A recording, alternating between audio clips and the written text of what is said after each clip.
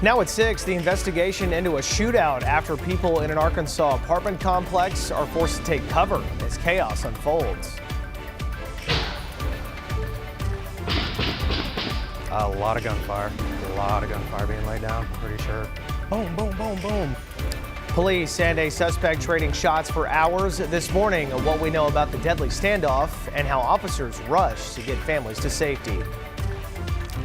The Trump administration stepping up the presence of federal law enforcement in more American cities, where a brand new immigration operation dubbed Patriot 2.0 is now targeted.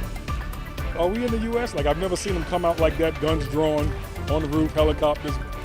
There was new fallout this morning after one of the largest immigration raids in U.S. history, where hundreds were detained in 6 minutes. Why it could reshape foreign investment here in the U.S. Live from Arkansas's streaming news leader, this is THV 11 Morning News at 6. Good morning and thanks for watching THV 11 and streaming on THV 11 Plus. I'm Hayden Balgavy. Karen is off today. Meteorologist Tracy Bean joining us with the first check of the forecast as we get ready to kick off your work week. Well, it's going to be a nice work week as well. It's going to be a beautiful Monday. Take a look at those clouds out there. A little sunrise action happening as well with the 430 River Bridge.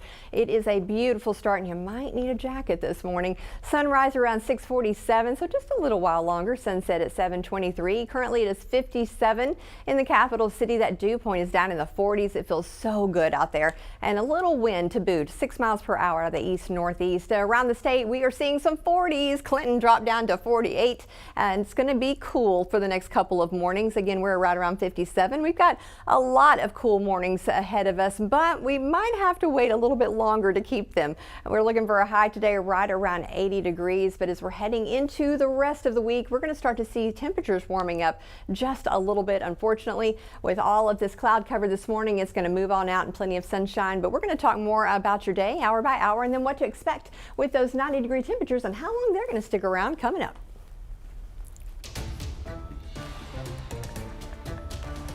That we heard a couple shots and, then we heard, it sounded like a smaller caliber gun. And then we heard a different gun. It's one thing to hear about it on the news and another for it to happen in your, front yard almost.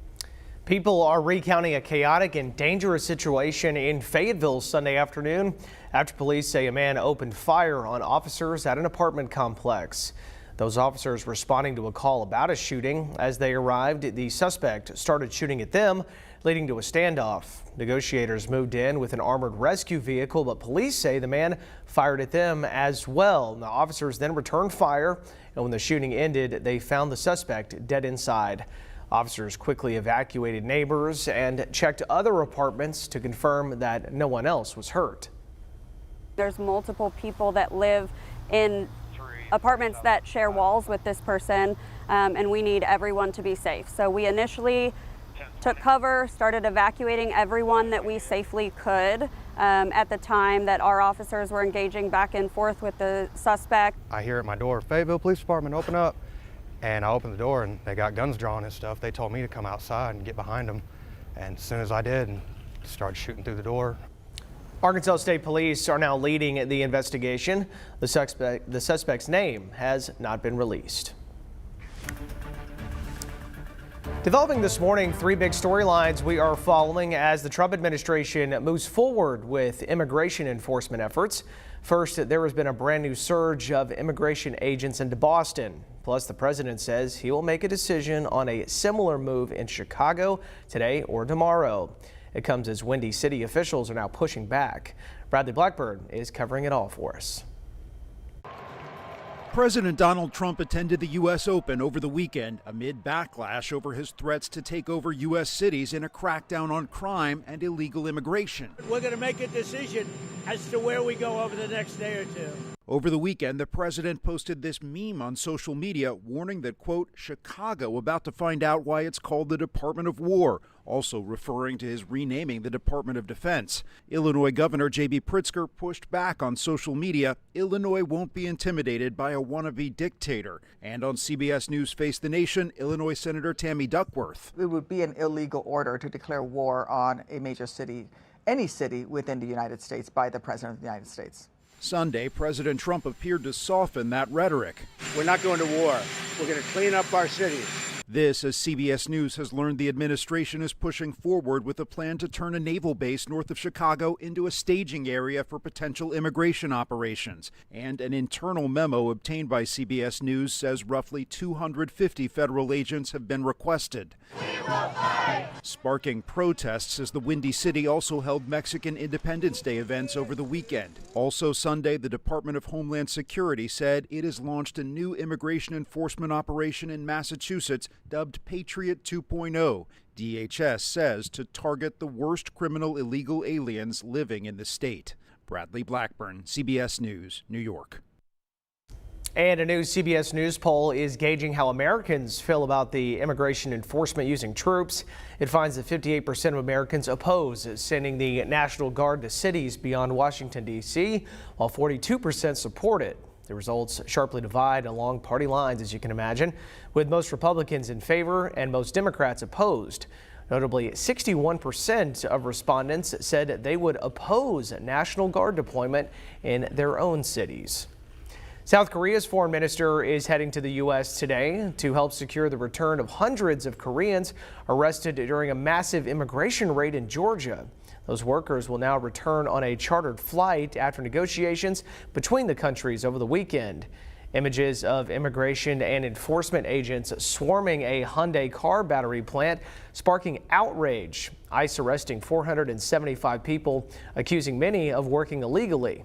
But South Korea says many detained workers were on business or visitor visas to help set up the factory and get it ready for American workers. Protesters gathering over the weekend where the plant is located to show their support for those detained. These are our neighbors. These are our brothers and sisters. They're a part of our community. These are workers. They're the ones who build our cars that we drive every single day. They're not criminals. The operation was one of the most extensive immigration raids in recent U.S. history. It could reshape foreign investment here in the U.S. since it raises concerns that foreign companies may face difficulties bringing in skilled workers to set up and run operations here. Back in Arkansas, the top executive at the Little Rock Airport has been unexpectedly placed on paid leave. Stephen C. Baker, who was just appointed a year ago, now stepping aside while the Airport Commission looks into an ongoing private personnel matter. David Tipton, the airport's chief financial officer, has been appointed interim executive director. The commission says it has full confidence in Tipton to keep airport operations running smoothly during this transition.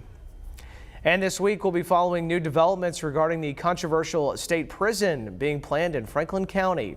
A hearing is scheduled for tomorrow at the state capitol. It comes just a few weeks after State Senator Brian King called for a pause on payments to Veneer, the California firm overseeing the project. He says he's made multiple attempts to meet with Veneer since May, but the company has ignored his requests.